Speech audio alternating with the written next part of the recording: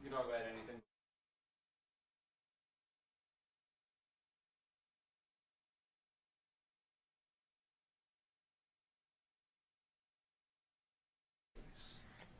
Can we show that too? Oh, yeah. Yeah. Good evening, friends. Thank you for joining us here on 13 Plus. I'm Mary Coleman. As promised, I know you want to hear about the weather because we said that there's rain on the way, Corey, and it sounds like it's quite a bit of rain if all goes well. Yes, and a lot of times we've been saying rain, it's kind of scattered here Yeah, and there. The odds are, 20, 30, 40% chance, not a done deal, but we're looking at rain that it would be quite, it would be crazy if we didn't get rain. Sure, It's the okay. opposite. Good. It's going to be widespread rain. When's the last time I said that? I mean, It's been a while, and I assume you're going to tell us because we haven't seen rain in quite some time. That's so true, that's you let true. me know, Corey. yes, so we really need that rain. That is for sure. So it's actually the driest period in recorded history, at least at the Tucson International Airport. This is since August 9th. This is the last 210 days. You're thinking, all right, well, we live in a desert. Who cares? It's dry. Well, that's true. We've only seen just over an inch, but look at this. For reference, we normally see almost 7 inches of rain through that time. And yes, like I said, it's the driest it's ever been. And a new drought map has just been released. Here's what our drought map looked like in late July on the left. Here's what it looks like now. I mean, almost a whole state is under at least a moderate drought. Most of the states under a severe drought. More than half with that red is under an extreme drought. And you can see that really dark red. That is the highest drought designation and category that can be given. And that does include, it looks like, into Phoenix. So, yeah, we really need rain. And that's exactly what we're going to get. Everyone pretty much is going to get rain tomorrow. And maybe even some snow mixing in the high valleys. Could see several inches of snow in the Sky Islands, and this will mainly be during the morning and midday hours. We'll also see a big cool down today, but even cooler tomorrow to the 50s, and windy, especially as that rain moves through. So here's what that first alert radar looks like. You see a little green near Tucson. A lot of that's radar clutter. It means nothing falling from the sky, but if it is stuff falling from the sky, it's likely Virga. It's likely not reaching the surface. We're likely dry right now, but that's going to change quickly tomorrow morning. Rain moves in at 7 a.m., mainly out to the east for Phoenix, Casa Grande, Ajo, and then really moving into the Tucson metro by 9, 10 o'clock in the morning. Begins to move out and move to the east by around 1, 2 o'clock. And then from there, it's pretty scattered and kind of staying off to the east and the north. Maybe some of it could try to come down and give us maybe another burst of some rain later in the afternoon tomorrow through the evening hours through tomorrow night. Maybe this is a new model. It's showing a little bit more scattered shower activity after that initial burst. So that initial burst in the morning might not be our only chance for rain. Look at the odds. I mean, Mary, when's the last time I showed a map that looks... It's been a long That's time. what I'm saying. It would be usually it's more likely than not you're not going to see rain. Here, it's almost a done deal. Not quite at 100, but 90% chance for rain in Tucson. If you don't have a 90% chance for rain and some snow mixing in, you got an 80% chance for it in a place like Wilcox, Douglas, and Sierra Vista. So odds are you're going to get rain in your neck of the woods. We'll also see winds as that system moves through. So winds do calm down through this evening, but ramp right back up by the time we get to tomorrow morning as that rain moves through. Look at that, projecting 30, maybe 40 mile per hour gusts, Tucson and eastward, staying pretty breezy here through the afternoon tomorrow, and then it does take till tomorrow evening for a lot of that wind to calm down finally. And we do have winter weather alerts to talk about. We see that pink up to the north for places like Snowbowl and Sunrise. We got some skiers maybe that are tuning in. Could get up to 15 inches of snow. They really need that. It's been a dry winter. And more to the south for those Sky Islands, there's a winter weather advisory. We could see 5 to 11 inches of snow tomorrow through tomorrow night. Right now, though, pretty nice. A little chillier than yesterday. 65 in Tucson, 58 in Douglas, 57 in Nogales. So a lot of 60s and 50s out there. Here's our high temp change tomorrow. It was a cooler day today, but man, it's going to be much cooler tomorrow. 16 degrees cooler in Tucson, 14 degrees cooler in Nogales, 19 degrees cooler in Marana. Because look at these high temperatures, right? We love rain, but it's going to be a nasty day. Wind, rain. You got cooler temps, only peaking in the 50s region wide, with some spots struggling to even get to 50 with a high of exactly 50 expected in a place like Sierra Vista. But Mary, not the only time we could get rain in the near future. So that system moves through tomorrow. I know. Where was this whole time, Mary? I mean, we've been waiting for a more active pattern, Yeah. and it's Mother finally Nature just coming. wanted to say, oh, during Cologuard, that's when I'll come. It's all coming together during like a week stretch. Because look at this. Tuesday night, here comes another system delivering maybe some rain again. And, well, we're not done. How about another system next Thursday through Thursday night? So wouldn't that be something we get that? I mean, this is a 7-day I haven't shown in a while. Tomorrow, high chance for rain, first light action day. But we have 3 separate systems delivering good chances for rain here in Tucson. And also look at the temperatures. I mean, 54 tomorrow, all the way back up to 81 Monday. Then we're back to the 60s with those 2 systems moving through. Mary, I've been this busy in a long time. Yeah. And before we go, Corey, I know you Yeah. you hadn't seen this just yet, so I want to Oh, pull this yes. up.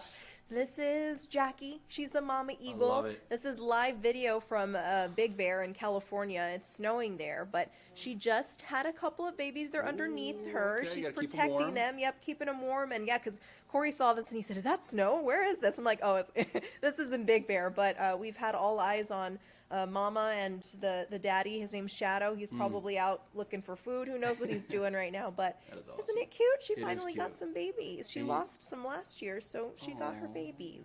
Oh, that's good. You got to take care of the babies.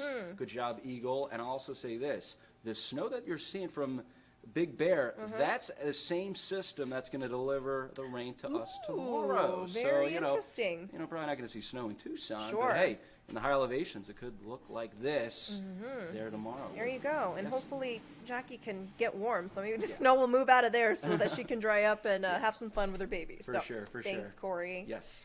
All right, friends. Well, we have one more story to tell you about this evening. An Arizona woman talks about how she fell right into the trap of a digital scam, but scam artists don't always cash in. Our national investigative team explains how a digital detective managed to crack the code and get a scammer's website shut down. It may look like the real deal. An urgent text warns there's an issue with your account and insists you verify your information immediately. Your mind may start to race. Are you at risk? Before you take action or click any link, you should stop and take a deep breath. I'm Lee Zurich. And I'm Tisha Powell. That message may actually be a smishing scam, a con designed to get your personal information and take your money. The word smishing is a mashup of SMS for short message service and phishing. Smishing attacks come in various forms, including delivery, government, and bank scams. In Arizona, a woman took the scammer's bait when she received what she thought was a text from her bank.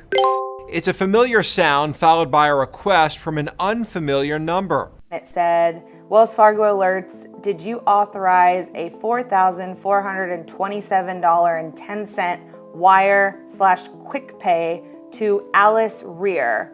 Reply yes or no, or text stop to opt out. Kelsey Harrod responded no.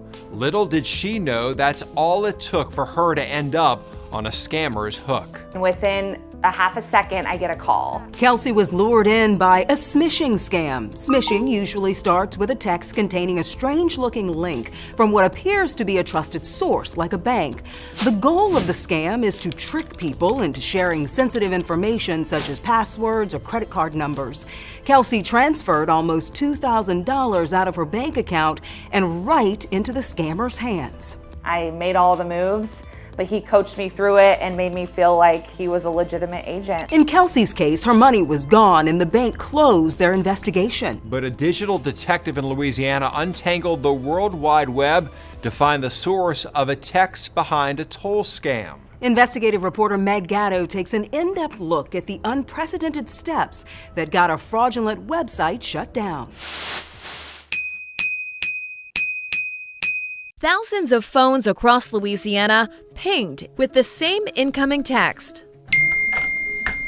Basically, it said that you had driven on a Louisiana toll road and had to go to this website to pay a $3.75 fee for driving on the roadway. Brad Rickey received one. If you did not pay that fee, you'd be fined $30. Some of his friends and colleagues received them too. Rickey says he followed the text instructions and logged onto the website gopass.info.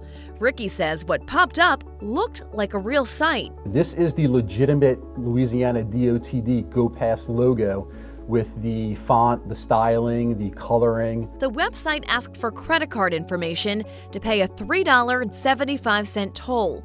But Ricky, a Kenner police detective, realized something didn't seem right. Really, the only thing that worked on this website were the portions that collected your personal information, name, date of birth, email address, phone number. Instead of putting in his information, Ricky, who's investigated cyber crimes for years, paused. And once I determined that it was most probably fake, I contacted Louisiana DOTD and spoke with members there, and they wound up confirming that it was indeed fake. He turned to his boss, Chief Keith Conley. Kind of like a mystery novel, so I said, yeah, follow it and see where it ends up. In the past, when Kenner police would uncover a scam like this, Ricky says the department would put out an alert to residents to be vigilant with their phones and finances.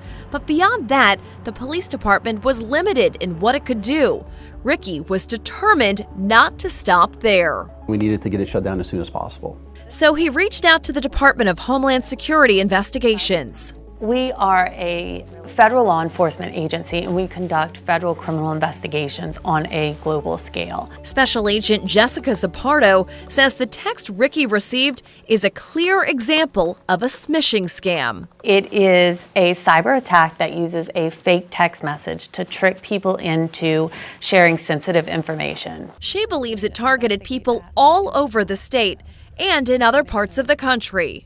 I work with a lot of people who have out-of-state area codes, and they are also receiving very similar text messages, but related to the state where their area code is from. Federal investigators were able to determine the website came from a server in Russia.